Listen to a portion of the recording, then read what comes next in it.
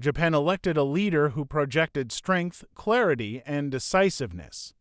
So, when Prime Minister Sanae Takaichi rose to power under the Liberal Democratic Party, many voters believed something meaningful was about to change, especially on the issue of the food consumption tax that was an increasing burden on the public.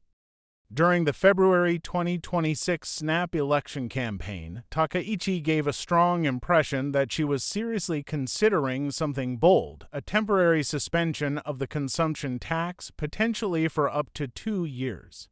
That idea, even if not formally codified, resonated widely with the public already feeling the pressure of rising costs. But here's where expectations and reality begin to diverge.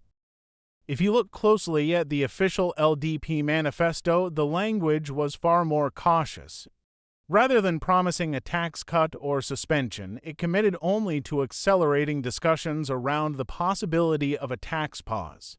In other words, while the personal political messaging from Takaichi suggested action, the formal policy position remained deliberately noncommittal. That gap between what people felt was being promised and what was actually written has become a source of growing frustration. After the election, the government did move forward with the issue, at least on the surface. A series of so-called public meetings was launched to discuss the feasibility of adjusting or pausing the consumption tax. This was presented as an effort to build consensus and explore practical pathways. But even here, controversy has emerged. Not all political parties were invited to participate in these discussions. This has led to criticism that the process is less about genuine consensus building and more about controlled dialogue within a limited circle.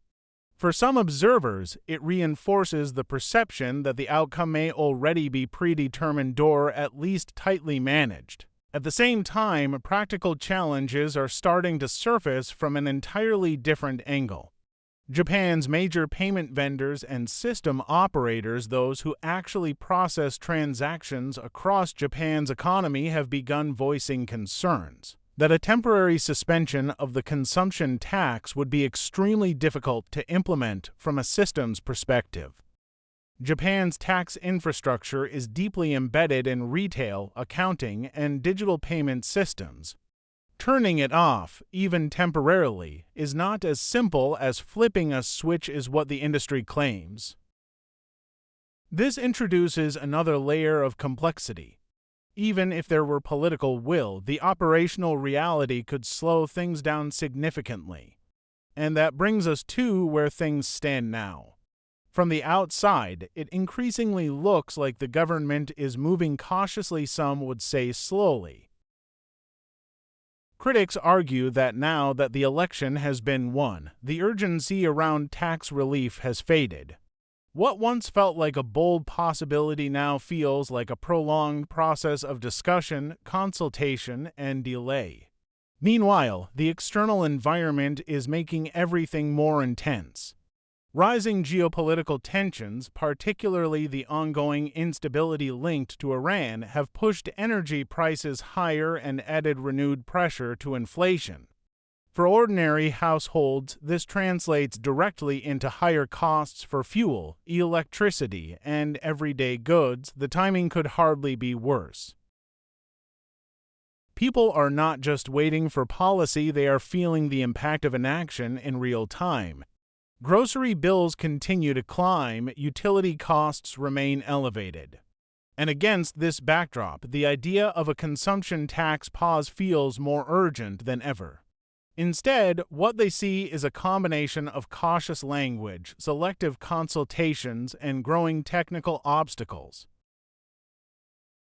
The government, for its part, still frames the issue in terms of responsibility. Maintaining fiscal stability, especially in a country with significant public debt, is not something it can easily compromise on. Behind the scenes, the Ministry of Finance Japan continues to play a key role in reinforcing that position. But for the public, the narrative is simpler. There was an expectation of bold action. There was an impression, rightly or wrongly, that meaningful relief was within reach. And now, What they see instead is a process that appears to be slowing down. That perception, more than any single policy decision, is what is driving frustration.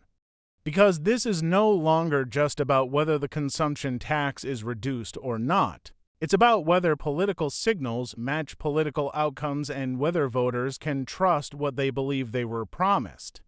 And as inflation continues to bite and global instability adds further pressure, that gap between expectation and reality is only becoming harder to ignore. With Takaichi's poll numbers starting to come down, can she manage to hold on to the political mandate handed to her earlier?